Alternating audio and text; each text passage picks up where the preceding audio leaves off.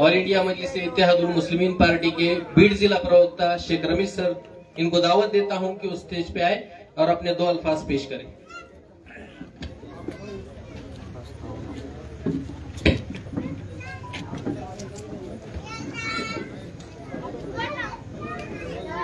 नहमदुहु सल्ली अला रसूलिल करीम वअऊज़ु बिल्लाहि मिनश शैतानिर रजीम बिस्मिल्लाहिर रहमानिर रहीम। शाहनशीन पर तशरीफ फरमा एमआईएम के महाराष्ट्र के working president doctor Gaffar Qadri sahab, शाहनशीन पर तशरीफ फरमा एमआईएम के बीड जिला सदर शफीक भाऊ साहब, शाहनशीन पर तशरीफ फरमा प्राध्यापक जलील साहब, शाहनशीन पर तशरीफ फरमा नदीम साहब, शाहनशीन पर तशरीफ फरमा बीड जिला अध्यक्ष युवा मतीन भाई, और जिनके नाम मैं पहले ही ले चुका हूं, वापस उन नामों को मैं दोहराऊंगा नहीं। तो आज आपको बात बताता चलूं कि आपके और हमारे बीच में यहाँ पर हम लोग जो है वो एमआईएम का एक जलसा यहाँ पर हम लोग ऑर्गेनाइज करने जा रहे हैं। जिस तरह से हमने इस प्रोग्राम को यहाँ पर ऑर्गेनाइज किया हुआ है, जिस तरह से आज ये मीटिंग मुनक्कद है, तो आज आप लोगों के दरमियान में महाराष्ट्र के कारगुजार सदर डॉक्टर गफ्फार कादरी साहब और एमआईएम के जिला सदर शफीक साहब आपसे रूबरू होंगे, आपसे मुखातिब होंगे। लेकिन जिस तरह से मैं आपको बताता चलूं कि आज एमआईएम अंबाजोगाई की तरफ से जो इस प्रोग्राम को यहाँ पर मुनक्कद किया गया है, उसकी वजह आज हालात हाजरा है। हालात हाजरा का मतलब होता है आजकल जो भारत के अंदर में, महाराष्ट्र के अंदर में, बीड जिला के अंदर में और अंबाजोगाई शहर के अंदर में जो कंडीशन है, उस कंडीशन के ऊपर यहाँ पर आपके और मेरे बीच में बात हुई। तो मेरे भाई, मैं आपको बताता चलूं कि महाराष्ट्र के अंदर में बहुत सारे टेंशन अभी ऑलरेडी चल रहे हैं, बहुत सारी बातें हमारी ऑलरेडी चल रही है। लेकिन यहाँ पर मैं आपको सिर्फ यही बात खुलकर यहाँ पर बोलना चाहता हूँ, डॉक्टर साहब को ये बात बताना चाहता हूँ कि अंबाजोगाई में बीजेपी भी है, अंबाजोगाई में कांग्रेस भी है, अंबाजोगाई में राष्ट्रवादी भी है। लेकिन आज की कंडीशन यह है कि जो गंगाधर है वही शक्तिमान है और जो शक्तिमान है वही गंगाधर है। यहाँ पर कोई डिफरेंट फॉर्मूला अंबाजोगाई शहर के अंदर में आपको नजर नहीं आएगा। अब इसके साथ साथ ये बात यहाँ पर खुलकर बोलना जरूरी है कि हमारे पास साहब 2 लीडर हैं, एक का नाम है राजकिशोर, दूसरे का नाम है नंद किशोर। इत्तेफाक देखिए कि दोनों के नामों में भी कितना समानता है। और आज के राजकीय हालात, सियासी हालात इस तरह तैयार हुए कि आज नंद किशोर और राज किशोर ने दोनों ने मिलकर एक ही पार्टी का काम करना शुरू किया और वो पार्टी बीजेपी है। यहाँ पर हम लोग बताना चाह रहे हैं कि यहाँ पर मुसलमानों को सेक्युलर के नाम पर वोट मांगा गया, सेक्युलर होने के निस्बत पर वोट मांगा गया। यहाँ पर एक मुसलमान का नगर अध्यक्ष यहाँ के बंगले के तरफ से खड़ा किया गया।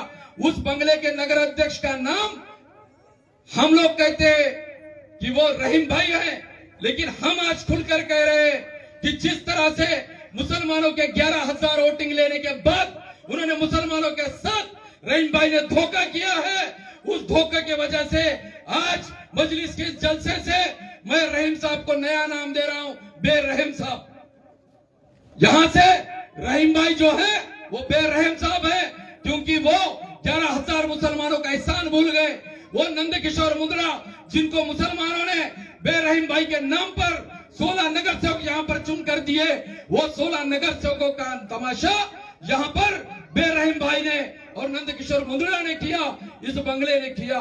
इसके साथ आपको एक बात बताता चलूं कि मुसलमानों के नाम पर हमेशा वोट लेने वाले इस अंबाजोगाई शहर के बंगले ने यहाँ पर एक आमदार दिया। उस आमदार का नाम है नमिता मुंद्रा। नमिता ताई मुंद्रा ने क्या किया अंबाजोगाई शहर के अंदर में साहब कि 95 कोटी रुपए का बजट, 1 रुपया नहीं, 2 रुपया नहीं, लाख नहीं, 2 लाख नहीं, 95 करोड़ रुपए का बजट अंबाजोगाई शहर के अंदर में रास्ते बनवाने के लिए लेकर आई। नमिता ताई मुंद्रा 95 करोड़ रुपए का बजट रास्ते बनवाने के लिए लेकर आई। और उसके बाद क्या हुआ कि 95 करोड़ का बजट आने के बाद बेरहम भाई, उनकी पूरी पेड न्यूज करने वाली टीम ये सारे टीम ने सोशल मीडिया पर और पेपरों पर एक न्यूज चलाना शुरू कर दी कि अब अंबाजोगाई के रास्ते जो है वो बहुत अच्छे बनेंगे। लेकिन जब रास्ते बनना शुरू हो गए तो ये जो ठगी हुई मुसलमान कौम अंबाजोगाई शहर की, मोमिनाबाद शहर की है, उसने क्या देखा कि नमिता ताई मुंदड़ा ने 95 करोड़ रुपए का फंड जहां पर साहब लाया हुआ है उसमें एक भी मुसलमान एरिया नहीं। नमिता ताई मुंदड़ा का फंड एक भी मुसलमान रास्ता बनाने के लिए नहीं है। नमिता ताई मुंदड़ा का फंड एक भी मुस्लिम मोहल्ले के लिए नहीं है। नमिता ताई मुंदड़ा का फंड जो है वो एक भी गरीब बस्ती में नहीं है, एक भी मजलूम बस्ती में नहीं है। नमिता ताई मुंदड़ा का 95 करोड़ रुपए का फंडिंग जो है वो सिर्फ और सिर्फ मुसलमान जहां पर नहीं रहते उस एरिया और उस रस्तों के लिए दिया गया। दूसरी बात, राजकिशोर का मामला बता रहा हूं मेरे भाई, ये बात आपको खुलकर बोलना जरूरी है कि 17 सितंबर आने वाली है। 17 सितंबर को क्या हुआ था? पुलिस एक्शन हुआ था। पुलिस एक्शन में एक नहीं, दो नहीं, चार नहीं, 2 लाख लोगों को कत्ले आम उनका हुआ था। आप बेहतर जानते हैं कि जिनका कत्ले आम हुआ होगा वो कौन सी कौम होगी? अरे जिनकी इज्जतें लूटी गई होंगी वो कौन सी कौम होगी? जिनके बच्चों को मारा गया वो कौन सी कौम होगी? लेकिन उस कौम के याद में आज राजकिशोर पापा मोदी साहब जो अंबाजोगाई के सेक्युलर नेता कहते हैं, जो खुद को भारी नेता कहते हैं, जो खुद को विकास पुरुष कहते हैं, मेरे भाई मैं आपको बताना चाहता हूं कि उसी राजकिशोर पापा मोदी का न्यूज देखिए कि उसी पापा ने, राजकिशोर मोदी ने अंबाजोगाई शहर में पुलिस एक्शन डे के नाम पर मनाया जाने वाला मराठवाड़ा मुक्ति संग्राम के हुतात्मा स्मारक की मांग अंबाजोगाई शहर में कर डाली। उसके न्यूज, उसके रिपोर्ट हमारे पास मौजूद है, कोई भी देख सकता है। और उसके लिए उसने एक नहीं, दो नहीं, 100 करोड़ रुपए का फंड मांगा। जहां पर आपके साथ जाती हुई उसका सबूत राजकिशोर पापा मोदी को अंबाजोगाई शहर के अंदर में जिंदा रखना है। उसके लिए राजकिशोर पापा मोदी साहब ने 100 करोड़ रुपए की मांग की है हुतात्मा स्मारक बनाने के लिए अंबाजोगाई शहर के अंदर में।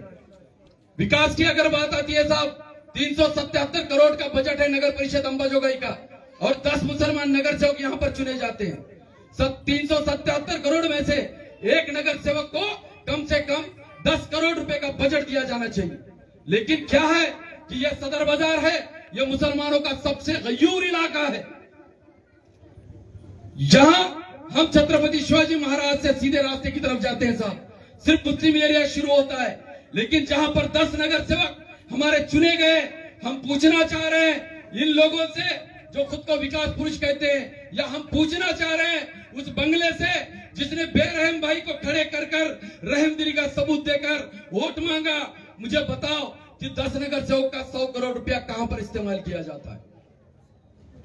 वो 100 करोड़ रुपए का इस्तेमाल अगर अंबाजोगाई शहर के अंदर में आपके और मेरे जैसे लोगों के लिए अगर नहीं किया जाता तो इन नगर सेवकों को जिनको आपने सेक्युलर कहकर चुनकर दिया है, बताओ मुझे क्या होने वाला है? अलहज बैरिस्टर असदुद्दीन ओवैसी साहब, हर मुसलमान कहता है कि वो हमारे लीडर है, उन्होंने टीवी पर बहुत अच्छी बात की, उन्होंने ये किया, उन्होंने वो किया। 2 मिनट में खत्म कर रहा हूं सर कि एक बात वहां पर आई, मैं परली भी गया था साहब, हम भाऊ साहब भी गए थे, पूरी परली की टीम वहां पर मौजूद है। तो यहां पर जो राष्ट्रवादी के, सेक्युलरों के और कांग्रेस के जो पाले हुए जो गुलाम है, वो गुलाम कहते हैं एमआईएम बीजेपी की बी टीम है, एमआईएम बीजेपी की बी टीम है, एमआईएम बीजेपी का सीधा हाथ है। सीधा हाथ क्या है? सीधा हाथ। लेकिन हमने क्या देखा कि बीजेपी, राष्ट्रवादी कांग्रेस, शिवसेना, जो भी सेक्युलर है वो अच्छी तरह से सुन लो, अगर हम अल्हम्दुलिल्लाह अल्लाह को मानने वाले लोग हैं, हम मुसलमानों के कातिलों के साथ कभी नहीं जाएंगे, हम मुसलमानों के कातिलों के साथ कभी खड़े नहीं होंगे, हम मुसलमानों के कातिलों के साथ कभी अपना समझौता नहीं करेंगे। लेकिन फिर भी अगर तुम कहते हो कि हम सीधा हाथ हैं, तो याद रखो कि सीधा हाथ जो है वो अच्छे कामों के लिए काम में आता है, अच्छे कामों के लिए। लेकिन अजीत पवार और धनंजय मुंडे, उनके साथ जाने वाले पापा मोदी साहब और धनंजय मुंडे के पूरे कार्यकर्ताओं को ये बात हम बताना चाह रहे हैं कि हम सीधा हाथ हैं, हम कम से कम काम में तो आएंगे। आज जो आप बीजेपी के साथ गोद में जाकर बैठे हो, हम सीधे हाथ से अच्छा काम करेंगे। हम यकीन के साथ बता रहे हैं, जो लोग इलीगल रिलेशन में आज बीजेपी के साथ जाए हैं, वो क्या कर रहे हैं? वहां पर जाकर सिर्फ दाएं हाथ का काम कर रहे हैं, धोने का काम कर रहे हैं, डायपर बदलने का काम कर रहे हैं। वहां पर क्या कर रहे हैं? हम सीधा हाथ है, इंशाल्लाह खिलाएंगे खाएंगे। हम मुसलमान हैं तो हम दस्तरखान पर खाने के आदी है। हम मुसलमान हैं, हम एक परत में खाने के आदी है। हम मुसलमान हैं तो ज़कात और खैरात देने के आदी है। और आप सुन लो कि हम सीधे हाथ से वही काम करेंगे। आप दाएं हाथ से जो बीजेपी है, आरएसएस है, बजरंग दल है, शिवसेना है, उनके डायपर बदलते रहना और डायपर बदलने का काम करते रहना। लेकिन याद रखो कि अब तुम्हारी वो औकात नहीं है कि तुम एमआईएम को बीजेपी की बी टीम बोलो। बाकी की बात हमारे यहाँ पर खुसूसी मेहमान बात करने वाले हैं। बहुत कुछ बोलना था लेकिन वक्त की कमी की वजह से माजरत है। आमना सामना बार बार होगा। मैं चैलेंज कर रहा हूं यहाँ के सभी सेक्युलर पार्टियों से कि कभी भी किसी भी वक्त किसी के भी सामने और किसी भी जगह पर अल्हम्दुलिल्लाह आप बुला कर दिखाओ। अंबाजोगाई का विकास 70 साल का, उसके ऊपर डिस्कस करेंगे। चाहे एक के नहीं, दो के नहीं, 1 लाख लोगों के सामने अगर तुम्हारे अंदर हिम्मत है तो एक सार्वजनिक सभा लगा के दिखाओ, उसका जवाब दूंगा इंशाल्लाह। खुदा हाफिज।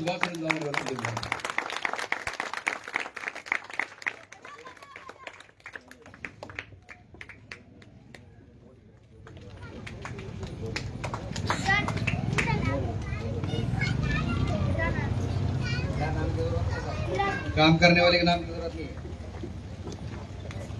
अस्सलाम वालेकुम। फिर एक मर्तबा सरजमीन अंबाजोगाई मोमिनाबाद की गयूर अवाम नौजवान को मेरा सलाम। बगैर किसी तमहीद के माजरत चाहता हूं, मैं किसी के ज्यादा नाम नहीं लूंगा, वक्त बहुत कम है, मेरे बात बोलने वाले लोग हैं। रब्बी इश्रह ली सदरी वयस्सिर ली अमरी वहलुल उक़दतम मिन लिसानी यफ़क़हू क़ौली। मुकामी बारीकियों को बारीक बीनी के साथ माशाल्लाह सर ने बहुत बड़े अच्छे अंदाज में बयान किया है। और औरंगाबाद शहर से आली जनाब गफ्फार खादरी साहब यहाँ पर मौजूद हैं और जिला भीड़ से कुल हिंद मजलिस इत्तेहादुल मुस्लिमीन के जिला सदर शफीक भाऊ यहाँ पर मौजूद है। मैं सिर्फ इतना कहना चाहता हूँ कि कुल हिंद मजलिस इत्तेहादुल मुस्लिमीन हम सबको इज्जत देती है और इज्जत देने के लिए आई है। जैसे कि आपने देखा, जनाब ने कहा कि 2 किशोर है, सला उनकी उम्रें कितनी भी हो गई तो आज भी वो दोनों किशोर है। कितनी उम्र है उनकी भाई, समझ में आ रहा क्या? अंदर जा रहा क्या? अगर जा रहा है, भर रहा है तो छलकना भी चाहिए, जरा तुम्हारे अंदर से आवाज भी आनी चाहिए मेरे भाइयों। तो मैं ये कहना चाह रहा था कि चाहे उसकी 60 बरस की उम्र हो तो आज भी उसे क्या बोलते हैं मालूम है क्या? एक को बोलते हैं बंधु और दूसरे को क्या बोलते हैं? क्या बोलते हैं? पापा। अरे पापा के हाथ में आप क्या होना? निप्पल। क्या होना? पापा के हाथ में निप्पल होना। और वोट किसको होना? कुल हिंद मजलिस इत्तेहादुल मुस्लिमीन को इंशाल्लाह। क्योंकि कुल हिंद मजलिस इत्तेहादुल मुस्लिमीन हमारी आवाज को बुलंद करती है। कौन है हमारे लिए बोलने वाला? क्या आपने देखा कि परली के अंदर जो हादसा हुआ, कस्टोडियन डेथ हुई, किसने आवाज उठाया? बैरिस्टर असदुद्दीन ओवैसी ने जब कहा शफीक भाऊ को, तो शफीक भाऊ ने जाके वहां पर आवाज उठाया। ट्रेन के अंदर हादसा हुआ, साहब अमेरिका में थे, अरे भाई दूसरा किसी ने आवाज उठाया क्या? नहीं उठाया। जब तुम्हारी हमारी आवाज असदुद्दीन ओवैसी उठाता है तो हमारे वोट का सिर्फ और सिर्फ हकदार भी कौन है? अरे बोलो ना भाई। हाँ, ये आपके जुमले होना चाहिए, मैं आपके मुंह में अल्फाज नहीं डालना चाहता। मेरे भाइयों, आज ये 2 हादसे को मद्देनजर रखते हुए आपको समझना होगा कि ये वबा हम तक भी पहुंचने वाली है। और बराए मेहरबानी हम अपने दरवाजे पर आने वाले खट खट का इंतजार ना करें और मुत्तहिद हो, और इस गली से लेके जो लड़ाई शुरू हो रही है तो इसे दिल्ली तक पहुंचाएंगे इंशाल्लाह। बोलो इंशाल्लाह। बाकी आप देखो कि आपके यहाँ के स्थानिक के जो सियासी रहनुमा है, ये कभी मजलिस इत्तेहादुल मुस्लिमीन की तायद नहीं करेंगे। पता है क्यों? क्योंकि कुल हिंद मजलिस इत्तेहादुल मुस्लिमीन के साथ रहने से सिर्फ इज्जत मिलती है। और इनको क्या चाहिए मालूम है? भाकरी फिरवायची। अरे भाकरी फिराने की नहीं रहती, फिराते भी, उल्टी सीधी भी करते, तवे पे सेकते भी और मिलके खाते भी। क्या करते? मिलके खाते भी। और इनको यहाँ पे खाने को नहीं मिलेगा, इसके वास्ते तुम्हारे साथ आ नहीं सकते। मेरे भाइयों, मेरे बात बोलने वाले बहुत लोग हैं। कुल हिंद मजलिस इत्तेहादुल मुस्लिमीन के इस मंच से मैं सिर्फ इतनी दरख्वास्त करना चाहता हूं कि हमारी तादाद के ऊपर न जाए, क्योंकि हम कौन है? हम 313 वाले हैं। और इंशाअल्लाह ताला तो जब तुम 313 बन के निकलेंगे तो अल्लाह की मदद तुम्हारे साथ शामिल हाल होगी। और मैं एक शेर के साथ अपने दो अल्फाज खत्म करता हूं कि न समझोगे तो मिट जाओगे ए हिंदुस्तान वालों, न समझोगे तो मिट जाओगे ए मेरे मुसलमान भाइयों, तुम्हारी दास्तां तक ना होगी दास्तानों में। अस्सलाम वालेकुम।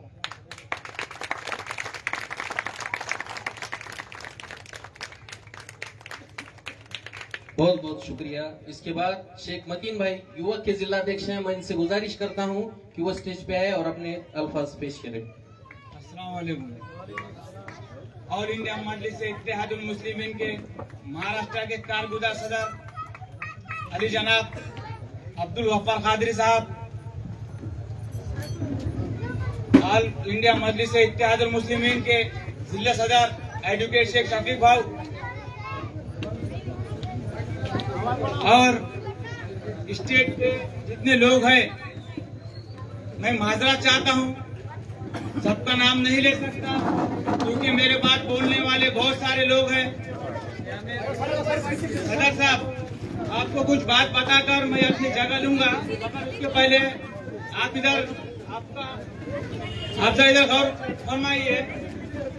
जब अपन आज भीड़ से निकल रहे थे, राष्ट्रवादी के काउंसिलर मेरे दोस्त जो मेरे साथ में चुन के आए हुए हैं, उन्होंने मुझसे पूछा भाई आज कहाँ जा रहे हो? मैंने बोला मोमिनाबाद जा रहा हूँ।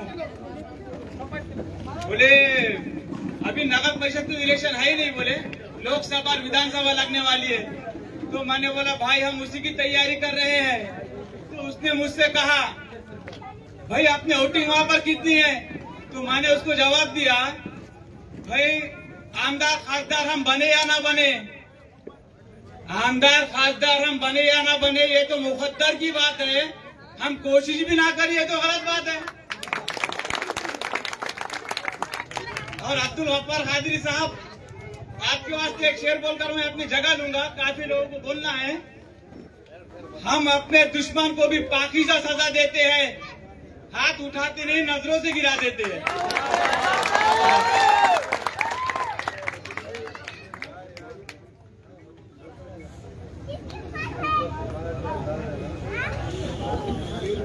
इसके बाद औरंगाबाद से आए हुए सोहेल जलील साहब, इनको दावत देता हूं कि वो स्टेज पे आए और अपने दो अल्फाज पेश करें।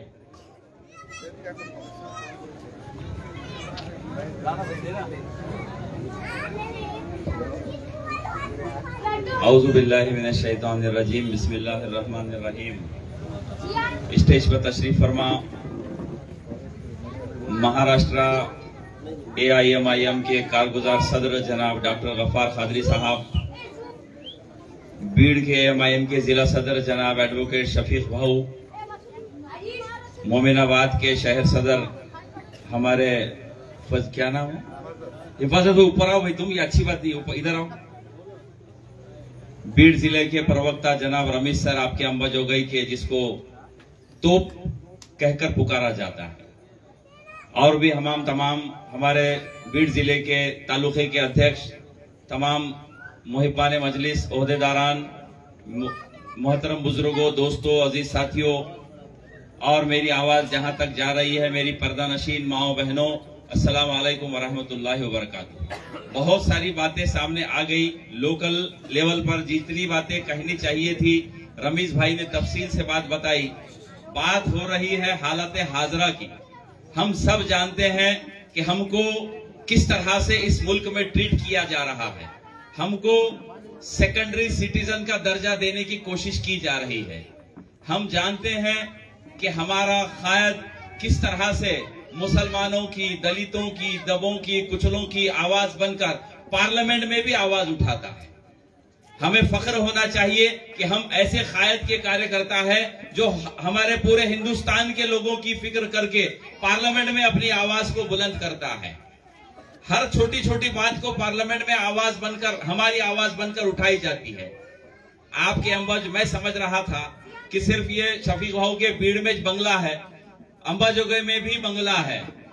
मेरी तमाम उस बंगले वालों से अदबन गुजारिश है कि अब आओ, अपने पास एक अल्टरनेट आ चुका है।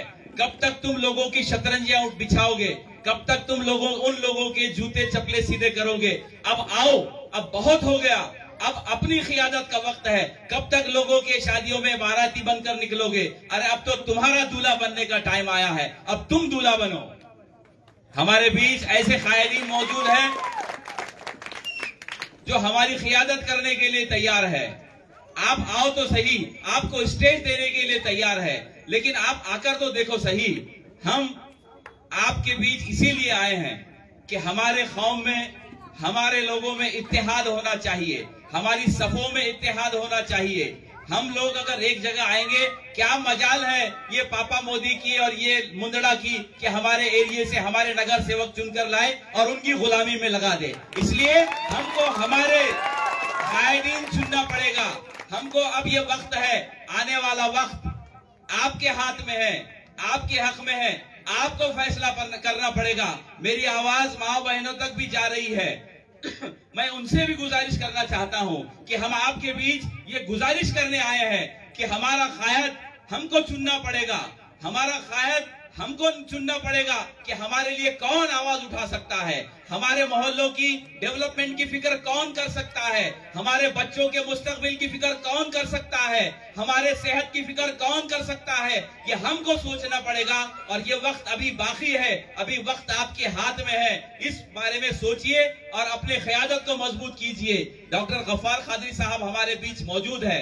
क्या जरूरत है महाराष्ट्र भर फिरने की, क्या जरूरत है यवतमाल जाने की, क्या जरूरत है अकोला जाने की, क्या जरूरत है अमरावती जाने की, क्या जरूरत है परली जाने की, क्या जरूरत है मोमिनाबाद आने की?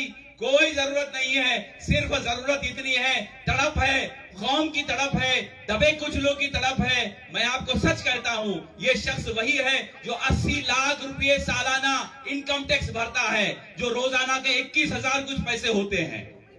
हाँ सुनो मेरे दोस्तों, क्या जरूरत है ऐसे आदमी को दर दर के ठोकरे खाने की, ये शहर में वो शहर में? आज मैं सच कहता हूं, हर हफ्ता इतवार कहीं ना कहीं डॉक्टर गफ्फार कादरी मौजूद है। क्यों है? ये कौम की कुड़न में मौजूद है, कौम की फिक्र है, दबे कुचलों की फिक्र है। ये जो नाइंसाफियां हमारे साथ हो रही है, वो नाइंसाफियां रोकने के लिए आज हमारा कायद हमारे बीच मौजूद है। हमको थोड़ी सी पहल करना है। इंशाल्लाह आने वाले दिनों में कामयाबी आपकी कदम चूमेगी इंशाल्लाह। ना मुझे यहाँ से इलेक्शन लड़ना है, ना गफ्फार कादरी साहब को यहाँ से इलेक्शन लड़ना है। आपकी क़यादत मजबूत करने के लिए हम यहाँ पर आए हैं। मजलिस जिसे भी टिकट देगी, मजलिस जिसके भी सर पे हाथ रखेगी, हमको लब्बैक कहना है। कि आप सब मेरे साथ लब्बैक कहने के लिए तैयार है? नारे तकबीर, नारे तकबीर। मैं एक शेर कह के अपनी बात को खत्म करूंगा, ज्यादा वक्त ना लूंगा। मुझे पहले वार्न कर दिया गया है कि बहुत कम वक्त में बोलने के लिए बहुत सारी बातें हैं। अगर बोलता जाऊं तो ये बीजेपी, शिवसेना, राष्ट्रवादी के धज्जियां उड़ा दूं मैं, लेकिन वक्त बहुत कम है। मिटा दे अपने हस्ती को गर मर्तबा चाहता है, मिटा दे अपने हस्ती को गर मर्तबा चाहता है, दाना खाक में मिलकर ही गुले गुलजार बन जाता है। बहुत बहुत शुक्रिया। मंजिल से आगे बढ़कर मंजिल तलाश कर, मंजिल से आगे बढ़ के मंजिल तलाश कर, मिल जाए अगर तुझे दरिया तो समंदर तलाश कर। हर शीशा टूट जाता है पत्थर की चोट से, वो पत्थर की चोट से वो पत्थर ही टूट जाए, सब शीशा तलाश कर। इसी के साथ हमारे जिले की बेनियाम शमशीर जनाब एडवोकेट शफीक भाऊ साहब अजीज मिल्लत, इनको दावत देता हूं, वो अपने अल्फाज पेश करें। अस्सलाम वालेकुम। आज मोमिनाबाद की सरजमीन पर कुल हिंद मजलिस इत्तेहादुल मुस्लिमीन के जानिब से हालत हाजरा के ऊपर ये जलसा मुनाकिद किया गया है। इसके रूए रवा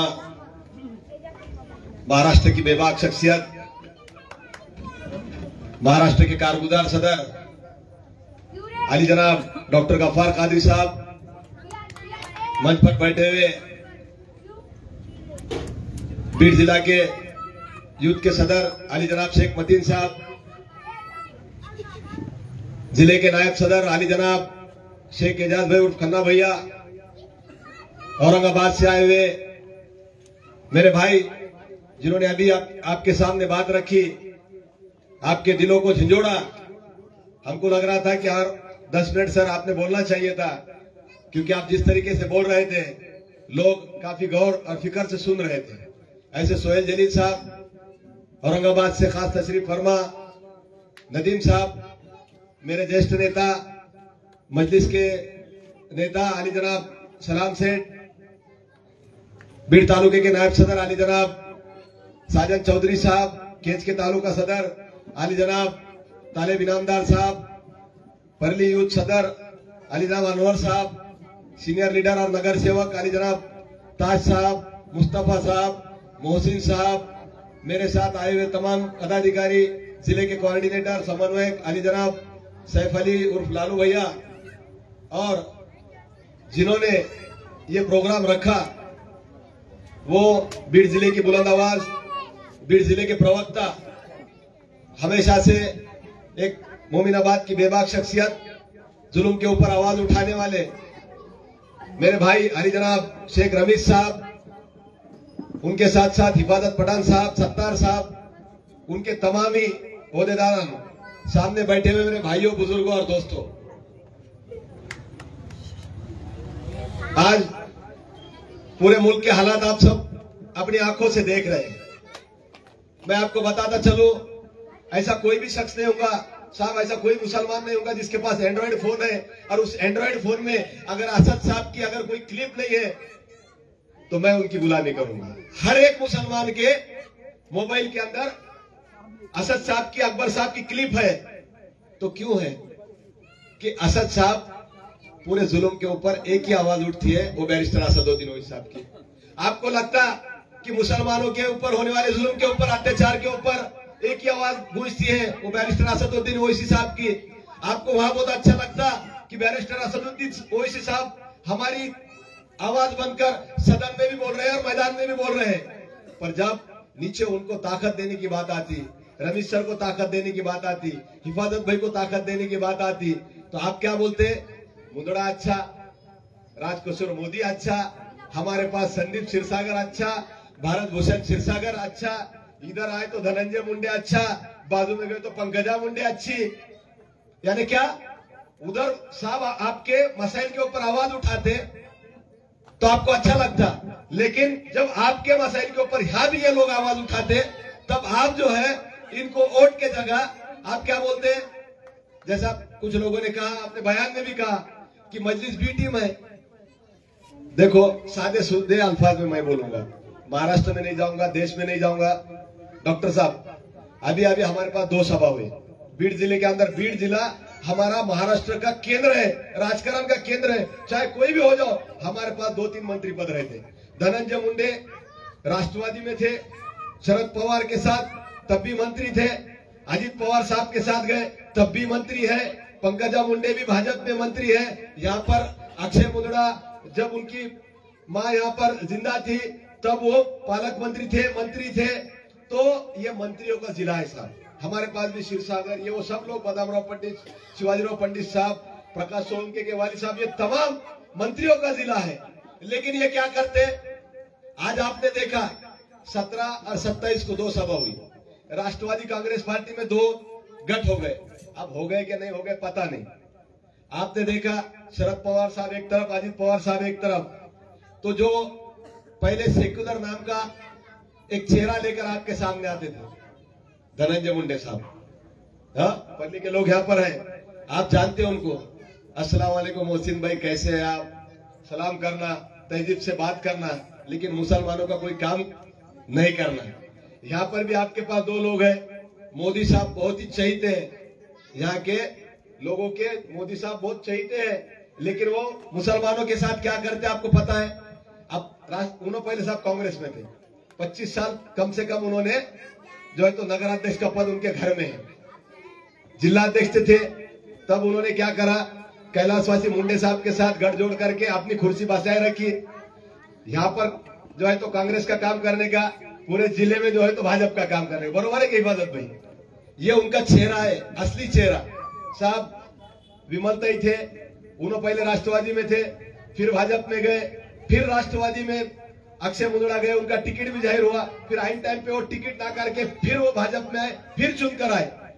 तो ये लोग अपने मफाद के लिए कुछ भी करते। ये मैं क्या बोल रहा हूं, आप ध्यान से सुनो। कल आपको वोट करना है, किसको वोट करना है आप सोचना पड़ेगा, आपको सोचना पड़ेगा, क्योंकि आप जिसको ताकत देंगे, आप क्या चाहते हैं? नरेंद्र मोदी को ताकत दे सकते आप?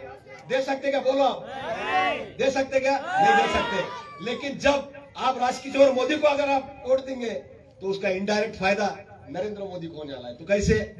तो आप उनको नगराध्यक्ष अगर बनाएंगे, अगर वापस से आप अक्षय मुंदड़ा को अगर नगर आमदार बनाएंगे, तो लोकसभा में जो खासदार चुन के आने वाला है, अब अजित पवार, एकनाथ शिंदे और भारतीय जनता पार्टी, ये एक होकर लड़ने वाली है।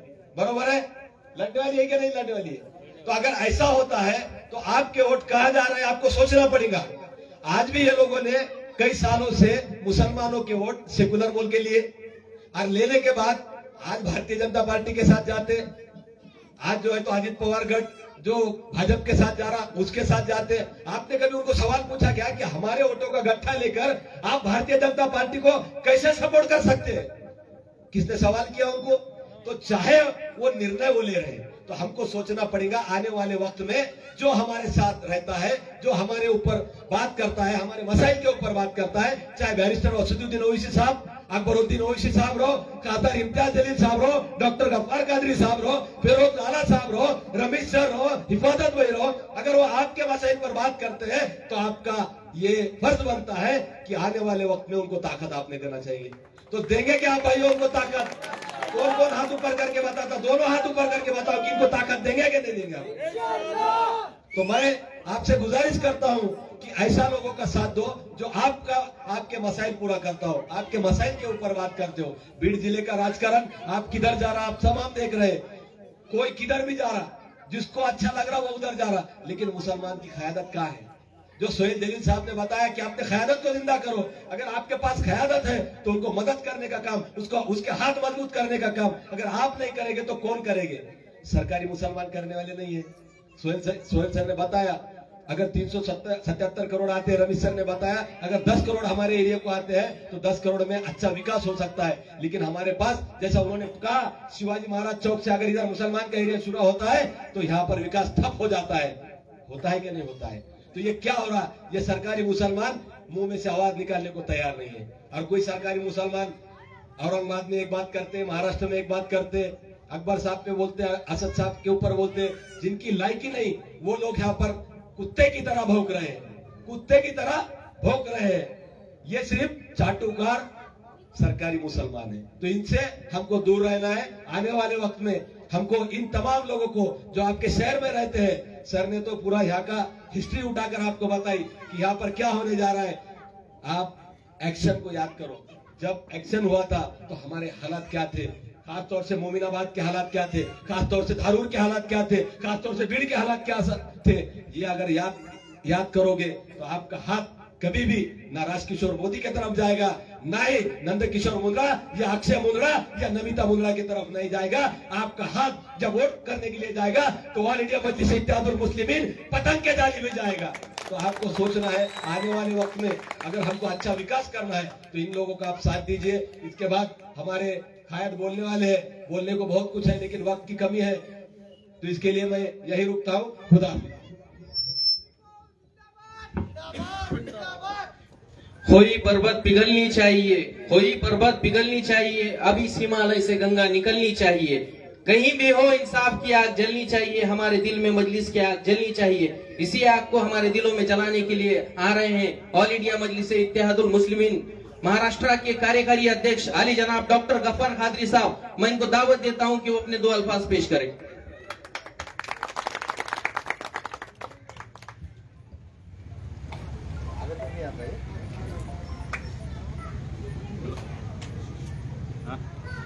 स्टेज पे तशरीफ फरमा मजलिस इत्तेहादुल मुस्लिमीन पीर ज़िले के सदर शफीक भाऊ, मतीन भाई, अनवर भाई, सोहेल जली साहब, नदीम भाई, सलाम सेठ, हिफाजत भाई, इस प्रोग्राम को मुनक्किद करने वाले हमारे रमीश सर, हमारे खन्ना भाई, तालिब भाई, हमारे ताजुद्दीन साहब, नौजवान दोस्तों, बुजुर्गों, मेरी माओ बहनों जो पर्दे के पीछे मेरी बात को सुन रही है, अस्सलाम वालेकुम। आपकी बस्ती में, आपके शहर में हम मजलिस इत्तेहादुल मुस्लिमीन की दावत देने आए।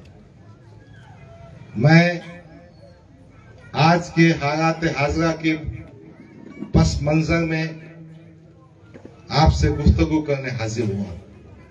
मैं रमीश सर का शुक्रगुजार हूं कि उन्होंने आपसे गुफ्तगू करने का, आपको मुखातिब होने का मौका फराहम किया।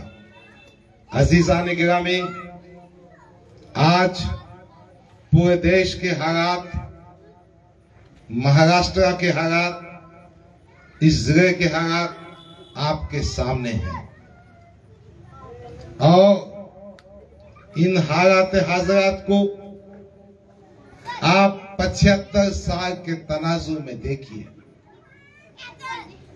हिंदुस्तान की आजादी में मुसलमानों का खून, मुसलमानों की मेहनत,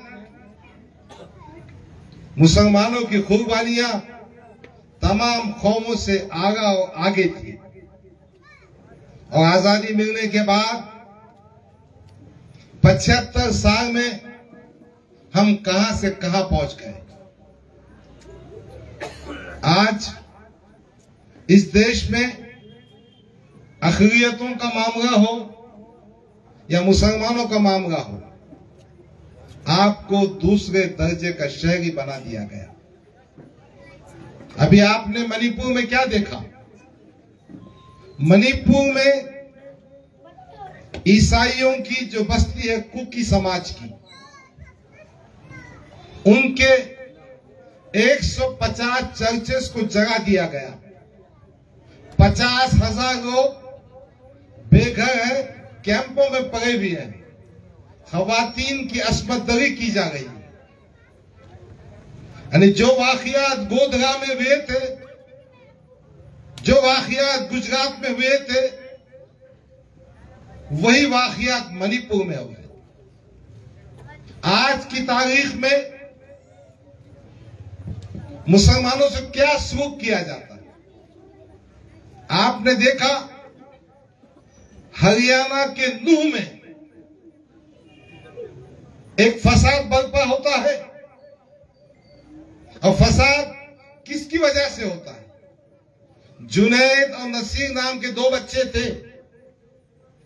इन 2 बच्चों को माबरिंचिन में जगह मार दिया गया, उनकी लाशों को जगा दिया गया और जो गैंग, जिस गैंग का आदमी था मनो मानसर, उसने जुलूस निकाला।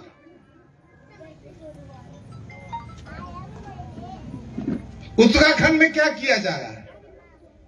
मुसलमानों की दुकानों को खाली करने की बात की जा रही है। मुजफ्फरनगर में क्या होगा और महाराष्ट्र में क्या होगा? महाराष्ट्र में यह बात है कि हम आपके पड़ोस में गए थे, जरीन खान को कस्टडी में मार दिया गया, कोई आवाज उठाने वाला नहीं। ये सुरडी में एक 9 साल की बच्ची को रेप कर दिया गया। मेरा भाई शफीक मेरे साथ में है, रमीश सर है, ये पूरी टीम आई। हम एसपी के पास गए थे और एसपी ने के पास जब बैठे हमने, तो उसने कहा मुजरिम गिरफ्तार हुआ है। और जब हमने पूछा तो उसकी जमानत 1 दिन में हो गई। मासूम 9 साल बच्ची पे बलात्कार करने वाला मुजरिम 1 दिन में जमानत हासिल करता है। हमने कहा ये बात तो नाइंसाफी की बात है। मालूम हुआ कि पुलिस ऑफिसर कोर्ट में गया नहीं था, मैच फिक्सिंग हो गई थी, उसको जमानत दी गई। हम खामोश नहीं बैठे, हम स्पेशल आईजीपी के पास गए, पलसंदा के पास हमने नुमाइंदगी की और वो जो पुलिस ऑफिसर मोहतरमा थी उनको सस्पेंड कर दिया गया। ये आपके बीर जिले का वाकया। अजीजा ने गिरामी, कुछ महीने पहले यवतमाल डिस्ट्रिक्ट में धारवा वर्ग के एक मुकाम है, वहां पर इरफान नामी बच्चे को पुलिस कस्टडी में मार दिया गया। हम वहां पहुंचे, हमने नुमाइंदगी की। सुपरिटेंडेंट ऑफ पुलिस का कहना था वो बच्चा शराब पिया हुआ था, वो गुनहगारी के केसेस में मुलविस था और उसकी मौत पुलिस कस्टडी में नहीं हुई। जब सीसीटीवी फुटेज देखा गया, फोटोज देखे गए, तो उसके हाथ में हथकड़ी थी। पुलिस ने ले जाकर अस्पताल में शरीक किया था, तो मालूम हुआ कि इरफान नामी बच्चे की धारवा में मौत पुलिस कस्टडी में अत्याचार और टॉर्चर से हुई। हम स्पेशल आईजीपी के पास गए, कोई सुनवाई नहीं हुई। सीआईडी के पास गए, कोई सुनवाई नहीं हुई। फिर मैंने आपके खादिम होने की हैसियत से Nagpur bench Bombay high court में केस किया। 1 पीएसआई और 4 कांस्टेबल 302 के गुना सस्पेंड कर दिए गए। अभी चंद दिनों पहले कुर्गा में मैं अफवान अंसारी के मकान जाकर आया हूं। उसकी मां की आंखों में आंसू देखा। अफवान अंसारी को मॉब लिंचिंग में मार दिया गया। मैं परगा गया था, रुखमान अंसारी की मां से मेरा एक छोटे से मकान में रहती है, बेवा है, कमजोर है। उसने कहा, मैंने कुछ पैसे देना चाहा, उन्होंने कहा डॉक्टर साहब कुछ पैसे मत दीजिए, मेरे बच्चे को इंसाफ दीजिए, मेरे बच्चे के खातिरों को सजा दिलाइए। अकोला गया था 15 मई को, दंगा हुआ। जुगनूबी नाम की खातून मकान में जिंदा जला दिया गया, उसका घर को नीस्तो नाबूद कर दिया गया। रिजवान नामी बच्चे की टांग तोड़ दी गई। तुराब अली शाह दरगाह को नुकसान पहुंचाया गया। हमारी जो मजहबी किताबें हैं, हमारी जो कुरान शरीफ है, जो हमारी दिल से ज्यादा अजीज है, उसको जला दिया गया। मस्जिद की बेहुरमती की गई, गुनाह नोन नहीं हुआ। अभी बात चल रही थी सरकारी मुसलमानों की, बात चल रही थी मुस्लिम क़ियादत की। अकोला शहर में एक मुस्लिम माजी मंत्री रहता है। अकोला शहर में हिदायत पटेल रहता है, जिसको पार्लियामेंट के इंतखाबात में मुसलमानों ने 2,55,000 वोट दिए। मैंने मेरे साथियों से कहा, आओ ये कौम का मसला है, मिलत का मसला है, पुलिस से नुमाइंदगी करना है, हम सब जाकर उनके साथ जाएंगे। तो उन कांग्रेसियों ने कहा हम आपके साथ नहीं आएंगे, हम इस मामले में कुछ नहीं कहेंगे। तो मुझे समझ में आया कि मुस्लिम लीडरशिप ऐसी होना चाहिए जो आपकी नुमाइंदगी कर सके। दिखावे की मुस्लिम लीडरशिप नहीं होना चाहिए। मैंने अकोले की बात बैरिस्टर असदुद्दीन अवैसी से कही और कहा कि साहब हमको ऐसी क़ियादत पैदा करना चाहिए जिसमें यह कुव्वत और ताकत हो कि वो कौम की बात कर सके, और मजलिस ऐसी क़ियादत पैदा करना चाहिए। आपके बीच आकर इस अंबाजोगाई के शहर में, इस बीर डिस्ट्रिक्ट में हमारी कोशिश है कैसी क़ियादत पैदा हो जो आप पे होने वाले जुल्म के खिलाफ उठ खड़े हो। अजीजान गिरामी, ये बात सुन लो, इंसाफ भीख मांगने से नहीं मिलता, इंसाफ हाथ जोड़ने से नहीं मिलता, इंसाफ जूते उठाने से नहीं मिलता, इंसाफ ताकत से हासिल होता है। और जमहूरियत में ताकत आपके वोट की। मैं आपसे गुजारिश करने आया हूं कि एक सियासी ताकत पैदा करो। मैं आपसे कहने आया हूं, कब तक जरीन खान पुलिस कस्टडी में मरते रहेगा, कब तक इरफान खान पुलिस कस्टडी में मर जाएगा, कब तक अफवान अंसारी की मॉब लिंचिंग होगी, और कब तक तुम नुमाइंदगी करते बैठेंगे और हाईकोर्ट में जाके पैसे का करते बैठेंगे। उठो, ताकत बनो।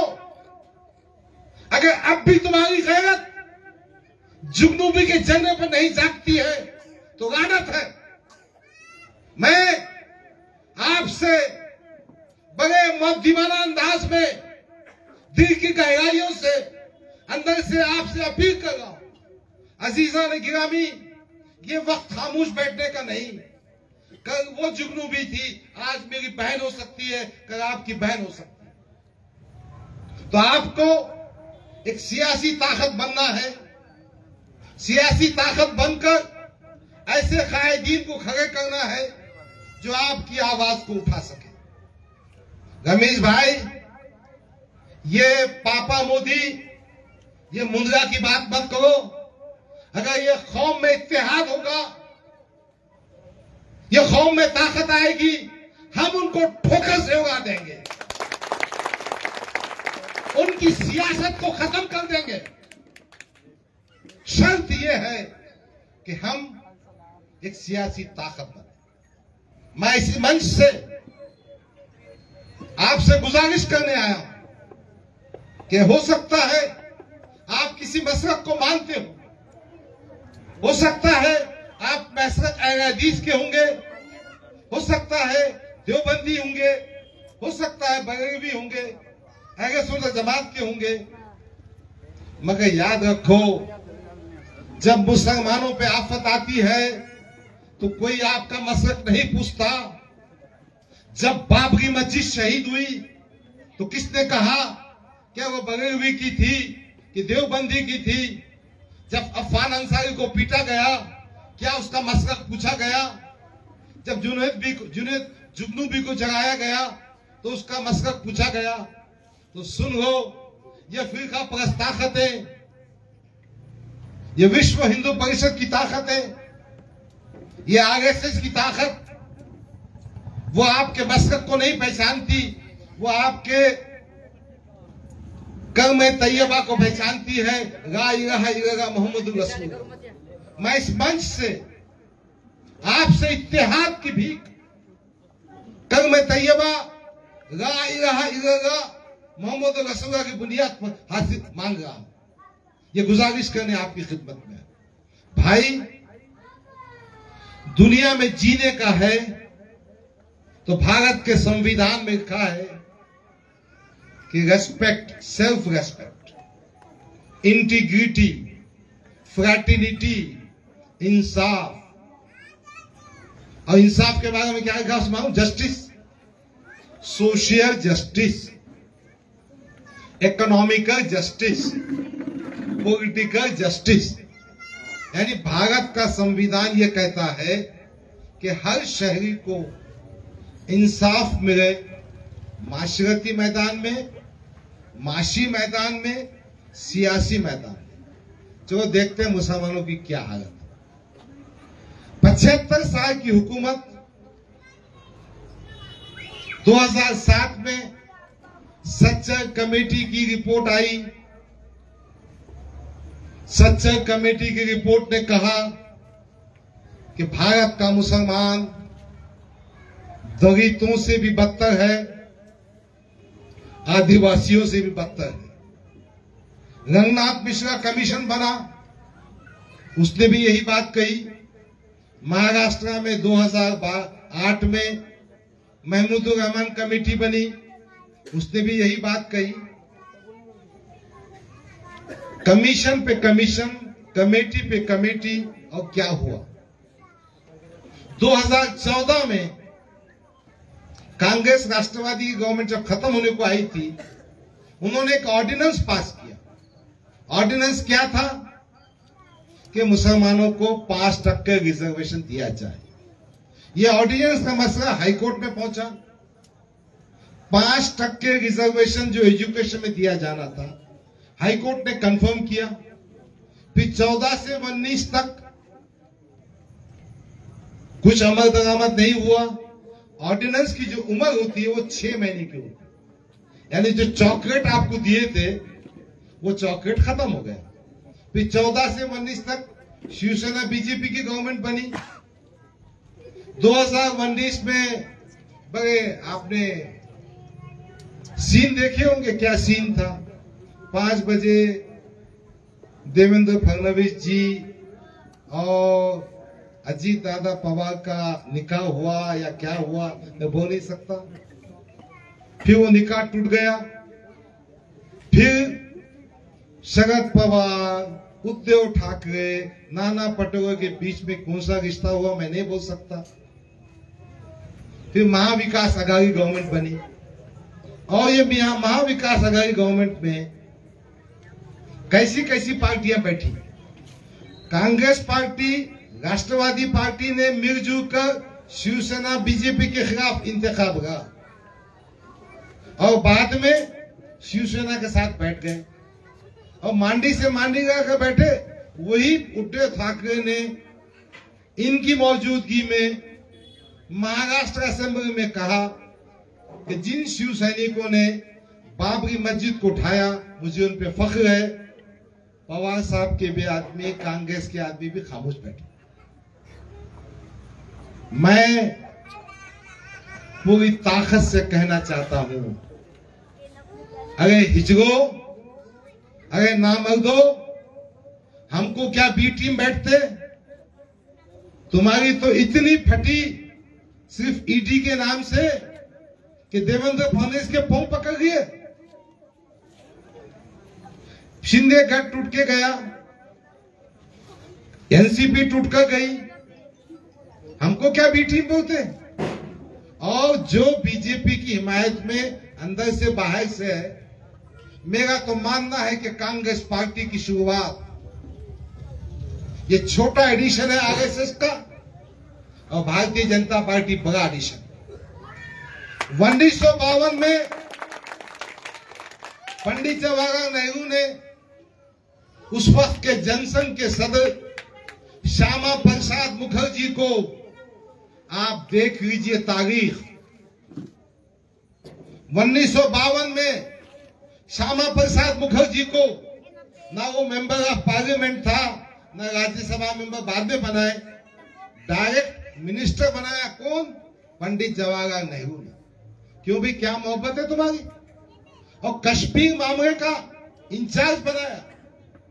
उसी का नतीजा है कि 370 का मसला इस हद तक पहुंच गया।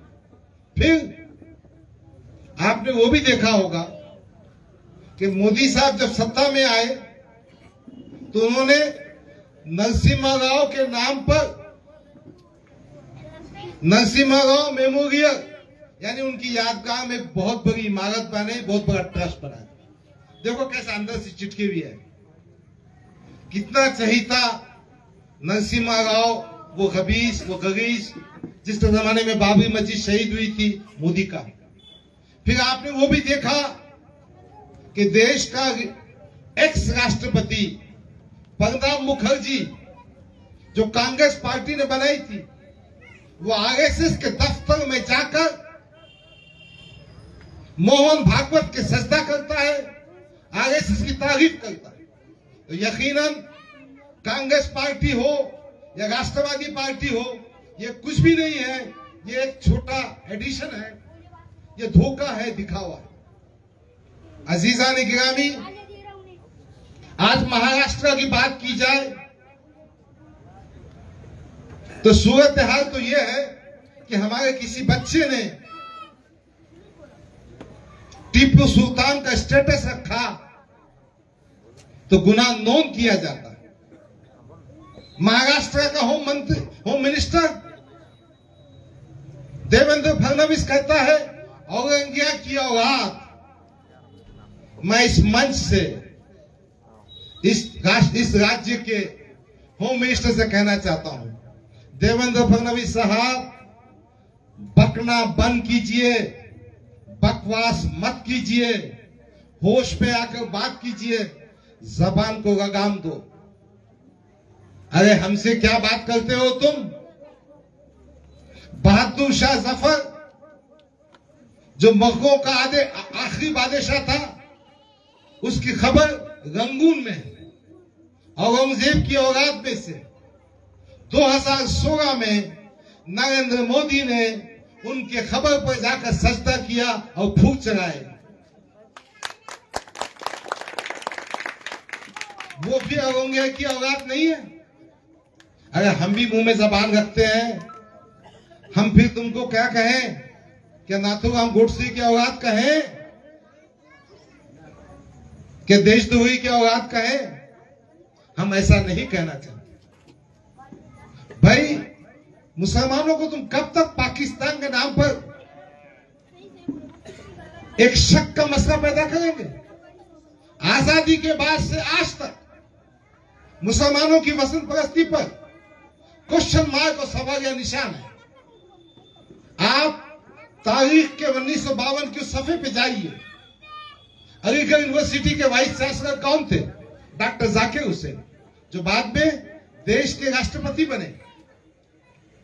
उन्होंने एक स्पीच की थी विनोबा भावे के सामने 1952 में अलीगढ़ यूनिवर्सिटी में स्ट्रेची हाल में। उस स्ट्रेची हाल में उन्होंने कहा था, विनोबा भावे जी, इस वतन के जर्रे जर्रे को हमसे मोहब्बत है और वतन की खुबानी में, वतन की आजादी में हमारी खुबानियां हैं। हमारी वतन परस्ती पर शक न किया जाए। कब तक कहते रहोगे? आज भी हमसे वतन परस्ती का सबूत मांगते हैं। अब कौन मांग रहे हैं? देखिए, जिनके हेडक्वार्टर पे 60 साल तक तिरंगा झंडा नहीं लहराया, जिन्होंने अभी तक अपनी पार्टी को रजिस्टर नहीं किया, मैं बात कर रहा हूं आरएसएस की और मोहन भागवत की, उनको क्या हक पहुंचता है? मोहन भागवत साहब, सुन लीजिए, भारत का मुसलमान इस देश का वफादार था, है और रहेगा। और जितना हक मेरा है, डॉक्टर गफ्फार कादरी का है, उतना ही हक तुम्हारा भी है। ये तुम्हारे कोई पाप की जागीर नहीं है। बहरहाल, कहने की बात यह है कि जब लोग सत्ता में आते हैं ना, ऐसी ही बातें करते हैं। जिनका माजी दागदार था, अरे मोहम्मद अली जिन्ना के खबर पर जाकर एडवाणी ने क्यों नतमस्तक हुआ था, क्यों सजदा करके आया? पूछो ना तुम्हारे बाप से।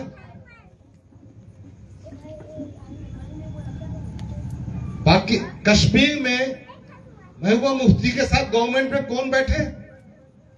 बीजेपी बैठी। फिर हम पर सवाल। सच बात तो यह है, बहुत ही कम ज़र्फ़े गुब्बारे, बहुत ही कम ज़र्फ़े गुब्बारे चंद सांसों में फूक जाते हैं।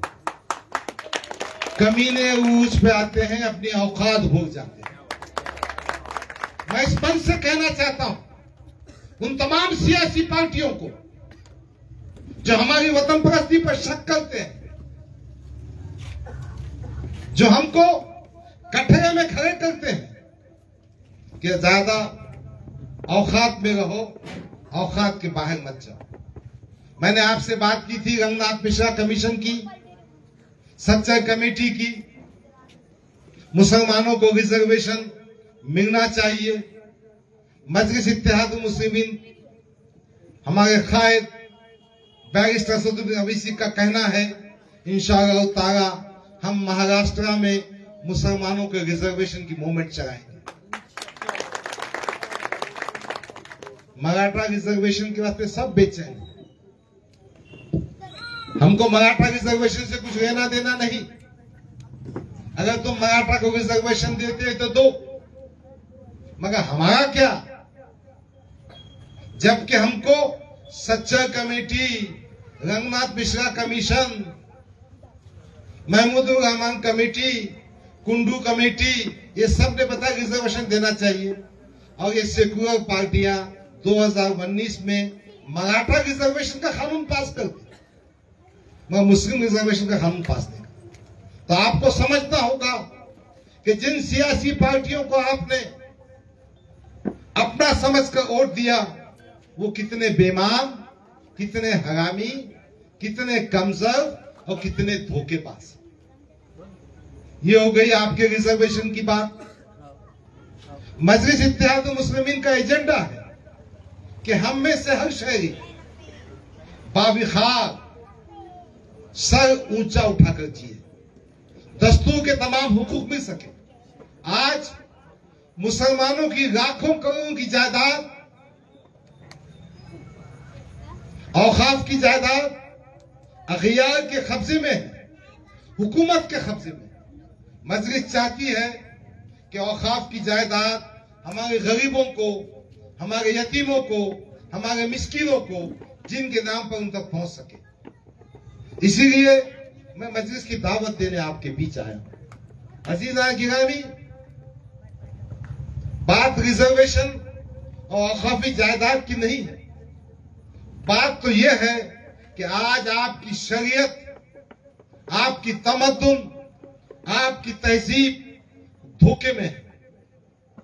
कर्नाटका में हिजाब का मसला उठा, किसी कांग्रेसी की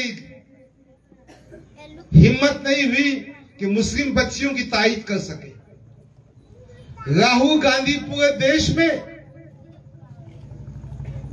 भारत जोड़ो यात्रा निकाल रहे हैं, मणिपुर जाकर मिलते हैं। नू के फसाद जदगान के पास क्यों नहीं गए,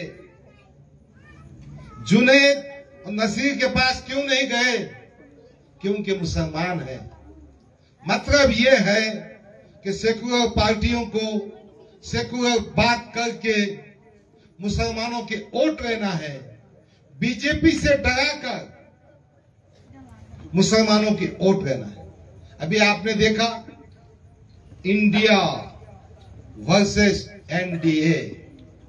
इंडिया बोलो तो Indian national developmental inclusive alliance, यानी भारत का कौमी तरक्कियाती सबको साथ लेकर चलने का इत्तेहाद। अब सबको साथ लेने मुसलमान नहीं है। अगर 15% हम हैं, जब 15% यादव यूपी में हुकूमत बना सकते हैं तो 15% मुसलमान महाराष्ट्र में क्या हिंदुस्तान में हुकूमत बना सकते हैं। हम बादशाह नहीं बन सकते मगर बादशाह गर तो बन सकते हैं। कौन बादशाह बनेगा वो हम तय कर सकते हैं। तो मैं कह रहा था इंडिया की बात। अब इंडिया के चेहरे देखिए, उसमें कोई मुसलमान है? दो आदमी, एक मुफ्ती महबूबा मुफ्ती और फारूक अब्दुल्ला। भाई आसाम में बदरुद्दीन अजमल की पार्टी है, उनके 2 MP है, 21 के आसपास MLA है। केरल में ई अहमद की मुस्लिम लीग है, उनके भी 2 MP है, 18 MLA है। मजलिस इत्तेहाद मुस्लिमीन के 2 MP है, तकरीबन 11 MLA है और कई कारपोरेटर्स हैं। असदुद्दीन अवैसी मुसलमानों की आवाज है। तो अगर आप मुसलमानों को मुस्लिम लीडरशिप को नजरअंदाज करके अगर आप उनको नजरअंदाज करके ऐसा कोई इतिहास बनाना चाहते हैं तो ये नाइंसाफी, ये धोखा है। यानी इंडिया को मुसलमानों के वोट चाहिए मगर मुसलमानों को सत्ता में हिस्सेदारी देना नहीं। तमाम 100 कार्ड सेकुलर पार्टीज का एजेंडा ये है कि हम बीजेपी का खौफ बताकर और ये बताकर कि हम बीजेपी को खत्म करेंगे, हमारे वोट हासिल करना। नीतीश कुमार अब तक किसके साथ हनीमून मना रहे थे तुम? ममता बनर्जी पहले तुम कहां थी? कितने कितने चेहरे उसमें है जो नरेंद्र मोदी के साथी थे, मगर असदुद्दीन अवैसी नहीं चलता। तो अजीजा ने गिरामी बात सुन लीजिए, बात दिल में बिठा लीजिए कि ये जो सेकुलर पार्टीज है इनको मुसलमान का वोट नहीं चाहिए। शफीक भाव ने बोले बीर डिस्ट्रिक्ट मंत्रियों का डिस्ट्रिक्ट है। शफीक भाई, सत्ता कोई परमानेंट बाप की जागीर नहीं है उनकी, कुछ अम्मा के जहेज में रायसो नहीं है उन्होंने। हम मुत्तहद होंगे ना अगर तुम्हारी क़ियादत, अनवर भाई की क़ियादत, हिफाजत भाई की क़ियादत, रमीज भाई की क़ियादत, सलाम सेठ की क़ियादत इकट्ठे होगी और आप सब साथ देंगे ना, इनको सीधा शमशान घाट पहुंचाएंगे। अजीजा ने गिरामी, अगर आपको इंसाफ चाहिए, अगर आपको पुलिस के जुल्म से महफूज रहना है, अगर आपको रोजगार और नौकरियों में रिजर्वेशन चाहिए, अगर आपको अपने औकाफी जायदाद की हिफाजत चाहिए, आपको अपने इलाके में विकास चाहिए, तब आपके वास्ते एक ही रास्ता है। आपने 60 साल तक, 70 साल तक जिनका साथ दिया उन्होंने आपके लिए कुछ नहीं किया। मैं आपके सामने तेलंगाना की मिसाल रखता हूं। तेलंगाना में मजलिस इत्तेहाद मुस्लिमीन गुज़िश्ता 60 साल से काम कर रही। आज तेलंगाना का मुसलमान महाराष्ट्र और दूसरे स्टेट्स के मुसलमानों से ज्यादा बेहतर हालत में। उनको रिजर्वेशन है, उन पे पुलिस के जुल्म नहीं होते, उनके एजुकेशनल इंस्टीट्यूशंस हैं। अकबरुद्दीन अवैसी अपने असेंबली कंस्टिट्यूंसी में 14 CBSE स्कूल चलाते हैं। हर स्कूल में 1000 बच्चे तालीम हासिल करते हैं। मेजॉरिटी मुसलमानों की होती है। अकबरुद्दीन अवैसी 1 पैसा भी फीस नहीं लेता। असला हॉस्पिटल चलाता है, बहुत ही कम फीस पर इलाज किया जाता है। बैंकिंग का सिस्टम डेवलप किया है और जहां कहीं नाइंसाफी होती है वहां के कायदीन पहुंचते हैं।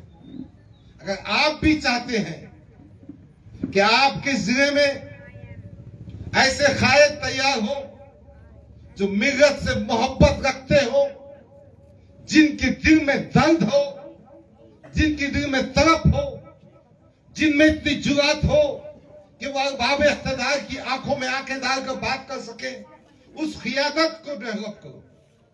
आज आपके बीच आकर भाषण करने का मकसद आपकी गैरत को जगाना है, आपसे गुजारिश करना है कि आओ मजलिस के परचम को थामो, आओ बैरिस्टर असदुद्दीन अवैसी की क़ियादत को समझो, आओ अकबरुद्दीन अवैसी जैसा काम करो ताकि हम इस देश में बाविखार तरीके से रह सकेंगे। हमारी अस्पतों की, हमारी माओ बहनों की, हमारी दुकानों की, हमारी शरीयत की हिफाजत हो सके। अजीजा ने गिरामी, बैरिस्टर असदुद्दीन अवैसी जो पार्टी के अध्यक्ष हैं, मैं शख्सी तौर पर कई कई घंटे उनके साथ रहा। अब तक 500 घंटे तो भी हो गए होंगे। मैं बहुत नजदीक से देखता हूं, मुझे कहते हुए खुशी होती है अल्हम्दुलिल्लाह मेरा कायद ना सिर्फ तहज्जुद गुजार है, 5 वक्त नमाजी है, सोम सगात का पाबंद है, मगर उसके दिल में सही जज्बा है। वो बेबाक है, वो मुसलमानों की दबी हुई कुचली हुई अवाम की आवाज। और एक बात सुन लो, कोई भी कितना भी झकमगाएगा, कोई भी कुछ भी बोलेगा, बैरिस्टर असदुद्दीन अवैसी को कोई खरीद नहीं सकता। मजलिस इत्तेहादुल मुस्लिमीन को कोई कीमत अदा नहीं कर सकता। हाँ, हम आपके हैं और आपके साथ में रहेंगे। मजलिस न किसी के सामने झुकती है, न किसी से डरती है। यकीनन अल्लाह रब्बुल इज्जत के सामने हम झुकेंगे, अल्लाह रब्बुल इज्जत को मानेंगे। तो मैं आपके बीच ये दावत देने आया हूं कि आप उस कायद की पार्टी को मजबूत कीजिए जिसे कोई खरीद नहीं सकता, जो किसी के सामने झुकता नहीं सिवाय अल्लाह के। और आपके शहर में भी ऐसी क़ियादत पैदा कीजिए जो बहादुर हो, जो ताकतवर हो, जो हिम्मतवर। अजीजान गिरामी, मैं इस मंच से गुजारिश करता हूं, मेरी गुजारिश उन तमाम साहिबीन के लिए कि भाई मजलिस इत्तेहादुल मुस्लिमीन महाराष्ट्र में 2014 से आई। आप किसी सियासी पार्टी में काम करते होंगे, अब ये आपके पास एक अच्छी क़ियादत, एक अच्छी पार्टी, अच्छा कायद। तो आपसे गुजारिश है कि मजलिस में आइए। मैं उन तमाम भाइयों को जो दूसरी सियासी पार्टियों में काम करते हैं दावत देता हूं कि आओ, हम ये मंच आपको देंगे, हम नीचे बैठेंगे। हम लीडरशिप नहीं करना चाहते, हम आपको ही लीडर बनाएंगे। बस शर्त यह है कि मजलिस के एजेंडे को आगे बढ़ाना है और मिल्लत इस्लामिया से ईमानदार है। दूसरी बात जो इस मंच से मैं कहना चाहता हूं, हमारे समाज में अल्लाह रब्बुल इज्जत के रहम करम से अल्हम्दुलिल्लाह अइम्माए मसाजिद हो या मौज़नीन हो या दीनी दरसगाहों के उस्ताद हो या उलमाए दीन हो, उनका मुकाम है। मेरा कायद उलमाए कराम का बेइंतहा एहतराम करता हूं और मैं समझता हूं मजलिस के तमाम जिम्मेदार बशमूल डॉक्टर गफ्फार कादरी, हमको हमारे उलमाए कराम का एहतराम करना चाहिए। मगर मैं उलमाए कराम से दावत गुजारिश कर रहा हूं कि आओ, उठो और एक अच्छे नौजवान बच्चों को जो एक अच्छी क़ियादत को मजबूत करें, इनका साथ दें। एक छोटी सी बात मैं करना चाहता हूं। मैं अमरावती गया था। अमरावती में एमपी के चुनाव में मोहतरमा नवनीत, क्या नाम है, नवनीत को राणा को चुनकर दिया गया। उस भाई ने उस वक्त चुनाव में बोली थी कि मैं बीजेपी के खिलाफ। चुन के आने के बाद वो मोहतरमा बीजेपी की सपोर्ट में गई और मुसलमानों के दुश्मन बन गई। तो खुदा के वास्ते बहकावे में मत आओ, लोगों की बात पे मत आओ। एक पार्टी आपके सामने है, उसकी क़ियादत आपके सामने है, उसके काम आपके सामने है, तेलंगाना का मॉडल आपके सामने है और हालात आपके सामने। मैं आपके सामने जिम्मेदारी से कहना चाहता हूं कि मजलिस इत्तेहादुल मुस्लिमीन, ग्राम पंचायत हो, नगर पंचायत हो, नगर परिषद हो, महानगर पालिका हो, असेंबली हो, पार्लियामेंट में एक सियासी पार्टी के तौर पर काम करें। बस आपसे गुजारिश है कि अपने दिलों का जो इख्तिलाफ है निकालो, एक ताकत बनकर मुत्तहिद होकर मजलिस इत्तेहाद मुस्लिमीन का साथ। अजीजान गिरामी, मैं बहुत जिम्मेदारी से इस मंच से कहना चाहता हूं कि आज के देश में हालात, आपके शहर के हालात, रियासत के हालात सख्त खराब है। अगर इस वक्त भी हम नहीं जागे और इस वक्त भी हमने इत्तेहाद का सबूत नहीं दिया तो खिश्तों में मारे जाओ, तुम्हारी दास्तान भी ना होगी दास्तानों। और जब तक इन चीजों को आप नहीं समझ पाएंगे, अपना क्या मसला है उसकी बात है, अपने को क्या तकलीफ है उसका मसला है, नहीं। तीसरी बात, आप अपने आप को मुसलमानों को तक सीमित मत कीजिए। आप वो उम्मत है, उस आखाए नामदार की उम्मत है, मोहम्मद सल्लल्लाहु अलैहि वसल्लम की उम्मत है, जो दुनिया में रहमत, दुनिया में इंसाफ, दुनिया में हक की बात करने के लिए नाजिल की गई है। आपको मुसलमानों के लिए तो काम करना है, हमारे वतन के उन भाइयों के लिए भी काम करना है जो मजलूम है, जो जुल्म का शिकार है, जो नाइंसाफी की चक्की में पिस रहे हैं। तो अजीजान गिरामी, हम एक सियासी ताकत बनकर न सिर्फ अपने मसाइल को हल करेंगे बल्कि उन तमाम हमारे गैर मुस्लिम वतनी भाइयों की मदद करेंगे, इंसाफ दिलाएंगे। बस यही गुजारिश है कि आपके शहर अंबाजोगाई में हमारे पार्टी के जो जिम्मेदार हैं, रमीज भाई हैं, हिफाजत खान साहब हैं, दूसरे हमारे भाई हैं, पूरी तरह से एकजुटी से काम कीजिए। यकीनन ये कोई फरिश्ते नहीं है। एक आधे वक्त कुछ बात भी हो सकती है, मगर हम बैरिस्टर असदुद्दीन ओवैसी के हाथों को मजबूत करने के लिए जमा हुए हैं। यही गुजारिश है, यही आपसे विनंती है। वक्त खत्म हो रहा है, रुखसत होता हूँ। खुदा हाफिज, अस्सलाम वालेकुम, जय भीम, जय भीम। नारे तकबीर, नारे तकबीर।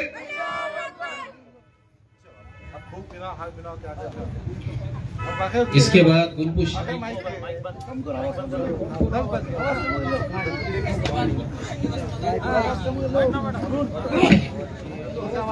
बैठिए, आप लोग सब बैठिए, बैठिए, बैठिए, बैठिए, बैठिए। खुशी की रस्म अदा की जाएगी। डॉक्टर गफ्फार कादरी साहब, इनका इस्तेकबाल हिफाजत भाई पठान करेंगे इंशाल्लाह। आइए हम सब मिलकर हमारे कायद गफ्फार कादरी साहब का इस्तेकबाल करते हैं।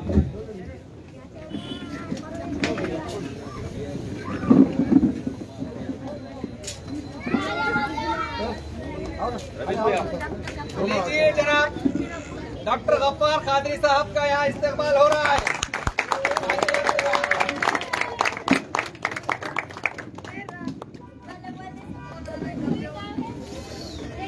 बाद इसके आली जनाब इज्जतमाब बीड़ जिला की बुलंदशोख एडवोकेट शेख शफीक खाऊ, हमारे हबीबे मिल्लत, इनका इस्तेकबाल सत्तार भाई के हाथों में। जो आगे चलो।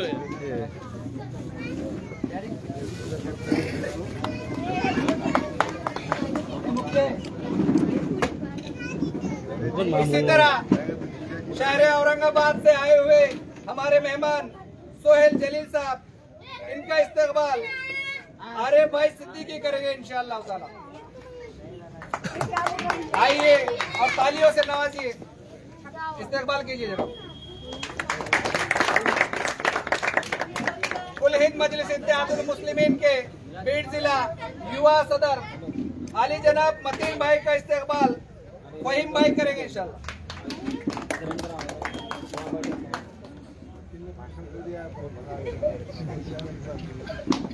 बाद इसके एक इस्तेकबाल नदीम सर का अनीस भाई के हाथों होगा इंशाअल्लाह ताला। अनीस सर का नदीम सर का इस्तेमाल अनीस भाई के हाथों में इंशाअल्लाह।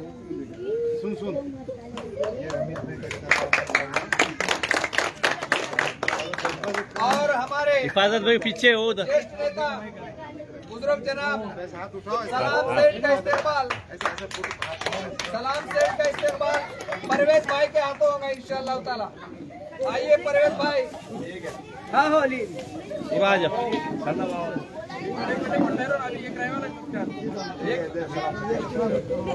सलाम सेठ का किसका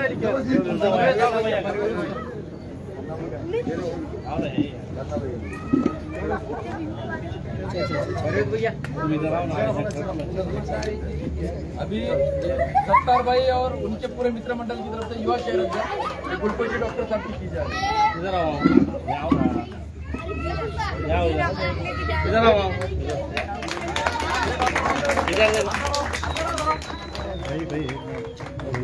मामू इधर आओ ना इधर खाना भाई